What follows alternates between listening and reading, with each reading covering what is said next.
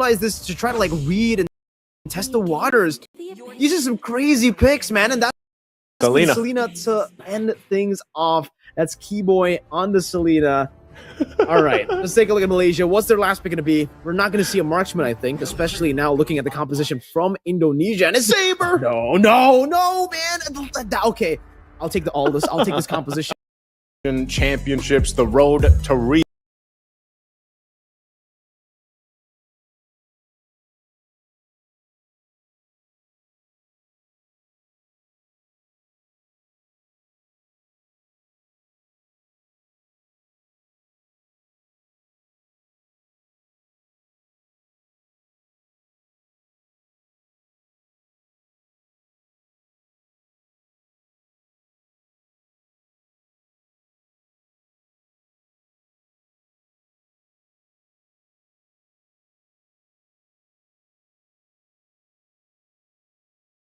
Riyadh 2024, that the WEC for IESF. Once again, for the final time, it's me, Naisu, and Mirko, and we're here to bring you the grand final. Now, you guys might be wondering, whoa, grand final, what? It's a best of one? Yes, it's a best of one, because, again, these two teams in Malaysia and Indonesia have already secured their slot going forward to WEC. They'll fly out to Riyadh and compete, but this is for seeding, right? So this secures them a better seeding, I should say, for once we get to the WEC and we see how all the brackets and everything fall into place. So that's what's at stake here. Not only that, but I would say there's a little bit of a grudge match here too, Mirko. I don't know. What do you think for this best of one? Of course, you know, we've been seeing all the fans as well, the Malaysian fans, the Indonesian fans attack each other's teams, you know, say, all right, you got lucky there. And the Malaysian fans are like, nah, bro, it's just a new era. It's Malaysia time, right? Malaysia boleh. So I love to see that competitive spirit for both of the fans in the chat as well, as long as it doesn't get too toxic. But for Indonesia and Malaysia, I think it's the same way, right? These two nations, very, very competitive. Malaysia has really risen and improved so much. Even Albert said, like, Malaysia, they just improved. They're just really, really good in the interview. So even for the players, man, there's no real like drama behind the scenes. There's no real like, oh yeah, we hate these Malaysian players. It's just, man, they're good. We want to try to beat them because they are good. And the same goes for Malaysia. I think for the longest time, they're looking at Indonesia as the nation closest to them, right? Like in terms of skill. Because Philippines is number one, they're up ahead. Malaysia's got to reach the Indonesian level first and then go towards Philippines. And right now the hype is already around Malaysia after beating Indonesia 2-0. They maybe have already, you know, gone to the same level as Indonesia.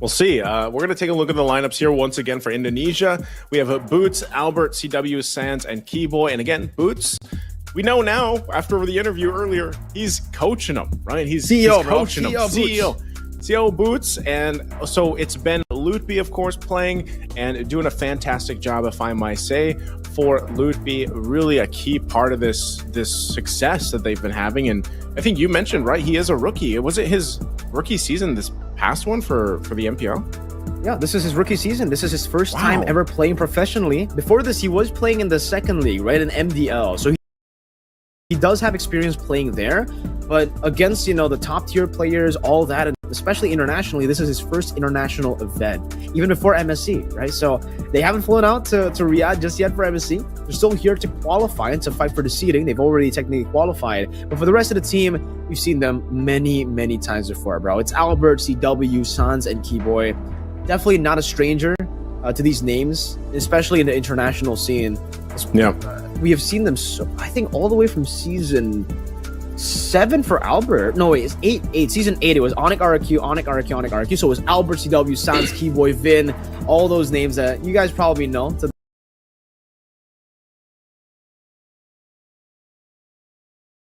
this day. But for Malaysia, that's what's really crazy about them, right? This is a team who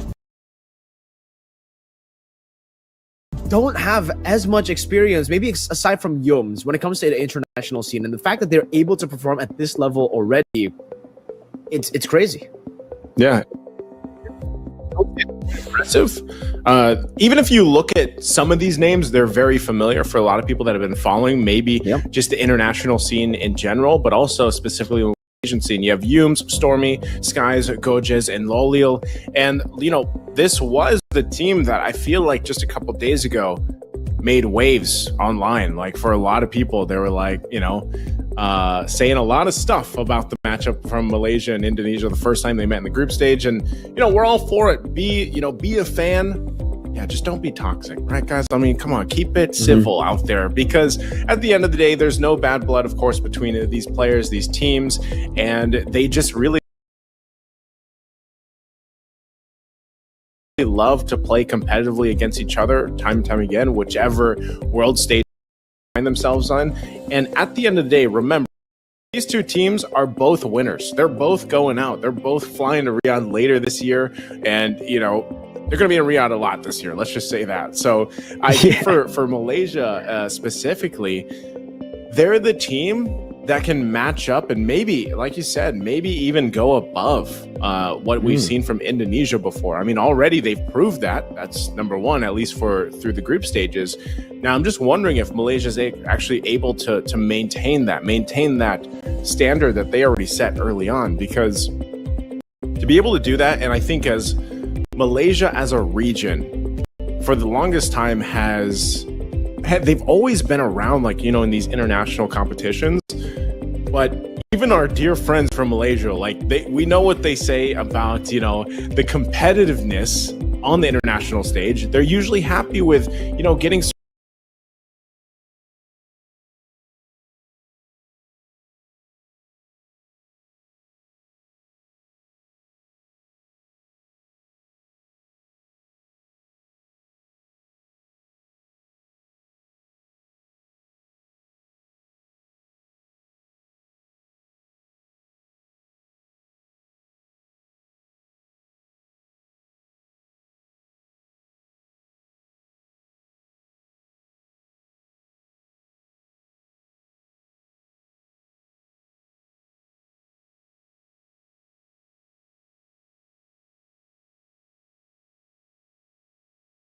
certain places. Maybe it's not first through three,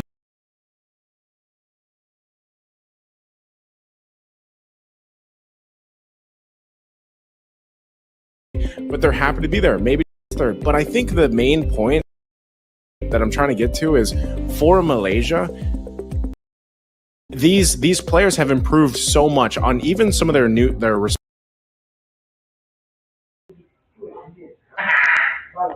teams that they've come from, and now they're forming this national team. Their improvement has come through, and the synergy that they're able to play with against a team that has a lot of synergy. I mean, Indonesian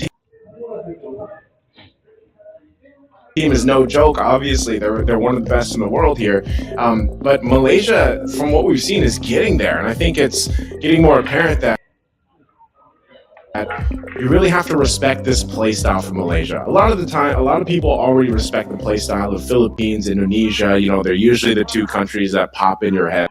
But Malaysia, what they did already in the group stage, if they can do it again in this best of one, I know it's only for seeding, but if they can do it again here, then they even further that theory of, man, Malaysia has gotten so much better over the years, over the time. And, you know, remember, here in IESF, guys, there's no imports, so we can't go and argue all that stuff, right? This is national players, national teams duking it out. And the thing I love about Malaysia so far is, like we just heard from the interview, the amount of uniqueness to their drafting. Their play style typically stays the same, but they love to experiment. And if it's not meta, it doesn't matter. If they can make that hero work in the current way of the meta, they'll do it, and that's what I love to see. I think that's what everybody loves to see. Finally, a breath of fresh air when it comes to the meta, right? From the Southeast Asian region. Because technically from the African regional qualifiers, or the first few days of Asian regional qualifiers, yeah, we've been seeing a whole lot of different picks, unique picks, which is cool to see. But now for the Southeast Asian teams, especially Malaysia, you know, part of the big three when it comes to the major regions, going for risky moves in the draft makes it just so much more engaging as a viewer, as a caster especially, right? Whenever they go for the Aurora, the Kagura as well, there's always, you know, a little bit of a smile there, a little bit of happiness for us. Yeah.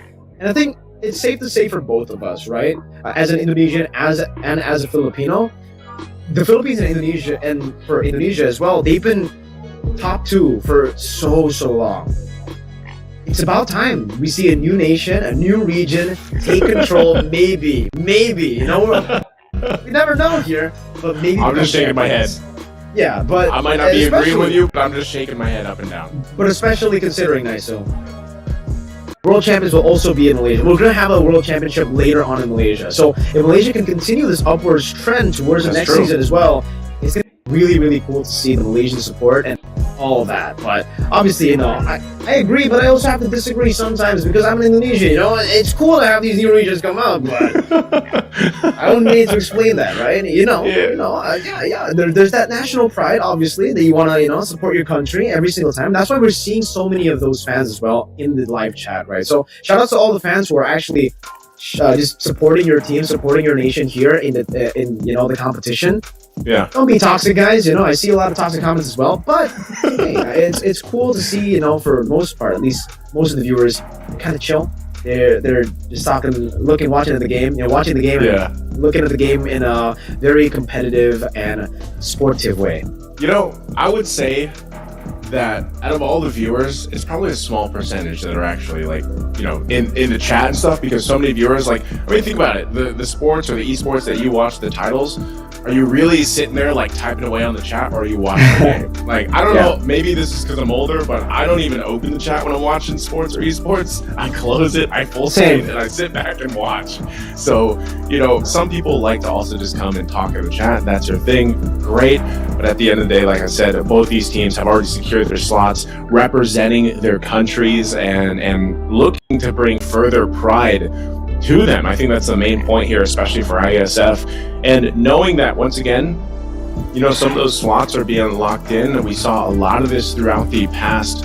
This is day 4. I feel like, you know, now that we've gone from Africa and then we did Asia here, Mirko, like, I feel like I can't keep up sometimes with the days that are going on right now for IESF, you know. And of course, like, even after we close out today for Asia, we still have Europe, and then we have Americas. Like, we have those for MLBB. And then eventually we get to Riyadh, you know. So for the most part, like I said, there is so much happening here with the lineups. We've seen so much from these two teams as well as we jump into the draft for game number 1, and the only game, I should say, as it's a best of 1. So if you have everything to leave on the line here, you might as well do it for game number 1, as it's the only one, and also for Malaysia. Interestingly enough, I'm not sure if we're going to get that to see that again, but it looked like they banned out the Fanny to start out. I think this is going to be the battle of, obviously, these two junglers again that we got to see, and I think it's very exciting to see unfold, depending on what Albert also brings to the table in terms of his hero choice. Because we've so far, when these teams have played against other teams and on the live stream, we've seen the teams they face ban out like all the assassins that they can. You know, so I think we did get word they're going to fix a couple things here on this overlay, of course, because they had some typos they had to get there, but still, here we go. There you go. All right. So Malaysia, but the bans were the same. So it was that Fanny ban. You can see this too, Nolan. So I think. Oh wait. Okay, they're flipping it around too. Indonesia's actually going to be on the blue side. We have Malaysia on the red. And so interesting that they're going this route too. I'm wondering what this leaves open for priority for Indonesia. Well, the Harith is number 1 still, right? I think for Indonesia especially, well, actually for both Indonesia and Malaysia, whenever the Harith is left open, they even prioritize the Harith still over the Rogers. So I'm expecting the Harith and the Rogers still to be left open. They're probably going to go for the Chip and the Loyi as the final bans here. But even if they don't, maybe the Angela ban will come through. I think for Malaysia, they've got to, you know, think about that, whether they want to ban the Angela or they want to try to threaten the Angela Ling on the second phase. Because technically for the Ling, it's still up for grabs. And for Indonesia, I think they're pretty confident now to utilize the Ling. I don't know if the Ling and the Angela get left open. I don't know if they actually want to go for Angela first, Ling first, Harith first, or Roger. But I think it has to be either Angela or Ling, if the Ling does get left open, or if the Angela does get left open, right? Because if you don't pick up either the Angela or the Ling, Malaysia will have a chance to go for the straight-up Angela-Ling combo. But they stop that before it even happens. They stop that in the banning phase here. In the first phase, the Ling, Harith, and the Roger. 3 big picks. And now it gets kind of tough for Indonesia to try to decide, but it doesn't seem like it was tough at all. They actually just lock in the lane, confident with Albert on the lane. We did see a 13-0 game. Johnson Kadena! He's back. They're back. They're back. The Johnson-Kadena combination. I mean, if it's anything, it's their play style. I almost feel like this is also in a way for them to just, Malaysia's probably like, you know what, let's have some fun with this. But these are still actually quality picks because, like we said, you will not see many teams pick up Johnson. You'll see teams pick up Kadena, sure, but Johnson right now, there's not that many teams out there. Malaysia will do it though. Now, how does Indonesia respond to that? I think Albert already gets his lane. He's not going to get the Angela to be there to support him. Interesting. All right, Zask. Zask is going to come out for this game, and the Masha locked in. Okay, for Luke be here. All right, interesting. I think we're going to have game on our hands here, Mirko. We get it. It's a best of one. It's not a best of five. You don't really need to go for the reads. You might just go for the pocket picks. But we were talking to Ozorovecki earlier about how, all right, they do like their own metas. They like to be creative in the drafts, but this is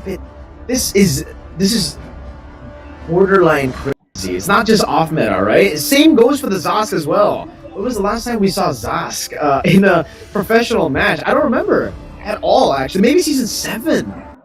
Yeah, season 7 MPLID was the last time at least I saw it domestically, the Zask. And all this pick as well, Malaysia want to double down on this composition with the Kadena Johnson and now the Aldous.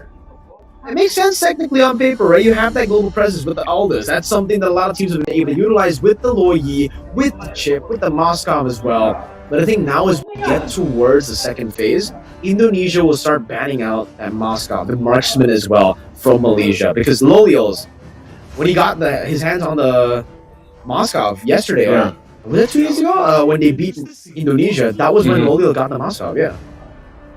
Okay. Whoa. Aldous? So, Freya's going to ban? Honestly, I think this is like... the idea for this is almost just like, you know what? We both locked in our slots. Let's go out with a bang for our seeding. I think that's what it is. Like as much as possible.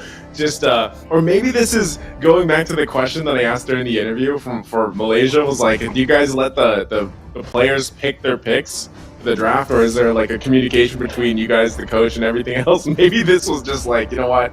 Hey, for the Malaysian players, you guys can just go ahead and pick what you want, roll with it, have some fun, and maybe this shakes things up enough too, where it actually throws Indonesia off, but even this Zask pick, I feel like I've seen now a couple streams even pop up where you have like these Zask mains playing this quite a bit in the new system, ranking it up. Yin is banned out. Man, we missed the Yin Rome, by the way. Bring that back, bring it back to the table. But interesting last couple bans from Indonesia. I don't even know what to guess, man. At this point, with these first phase for both these teams, I don't even know what for us to guess here. So let's just sit back and see what both teams around this out with for their last two picks, because Aldous, is this also going to just be okay, where do you put Aldous? Where do you want him in your rank games? If you have an Aldous player, where do you want him? Oh man, I don't want him in my rank. That's number one, right? If you tell me to choose, I don't. All right, I guess now he's insta-locked. It's insta-locked, and it's gonna be a Joy as well. So Joy goes to the jungle, I think. I think the gold or the XP should be okay. You know what? Maybe even the mid lane, honestly. Have you ever seen the Aldous mid lane? Because you get more minions in the mid lane early on, so you can get more stacks. That was Bellaric as well.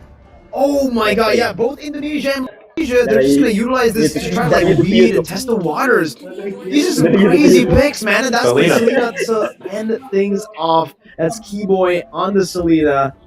Alright, let's take a look at Malaysia. What's their last pick going to be? We're not going to see a marksman, I think, especially now looking at the composition from Indonesia. And it's Saber! No, man! Okay, I'll take the Aldous. I'll take this composition. I'll take anything Oh, wait.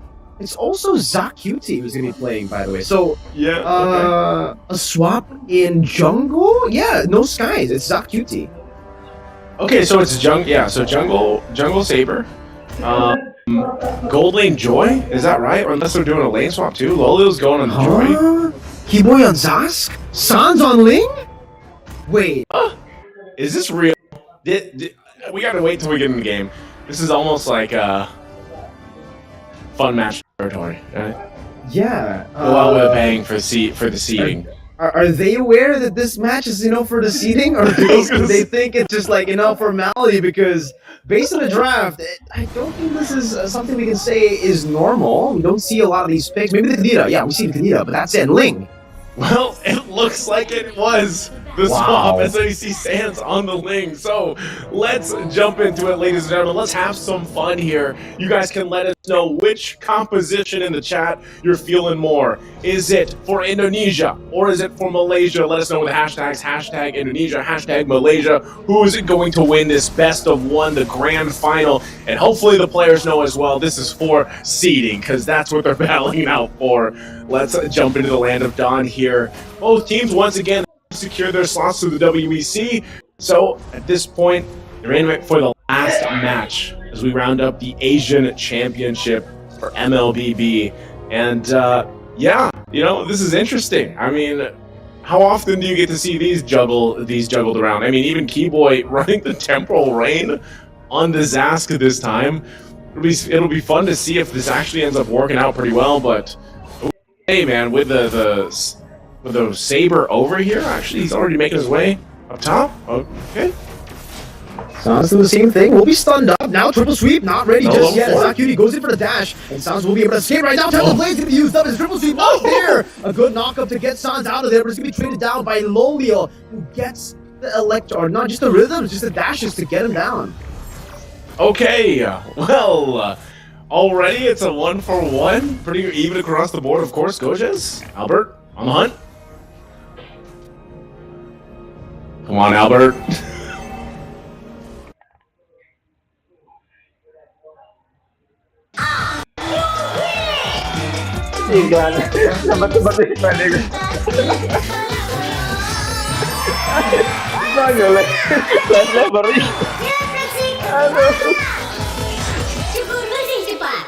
Ada orang tahu si renang apa si rentu dan yang terus.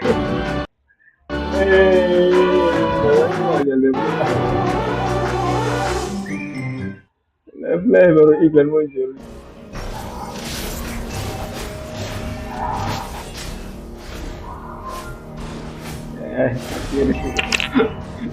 Benar. He wants to be stacking up on this Aldous. He wants to be taking a lot of things. So the fact that they were able to zone him away, even though obviously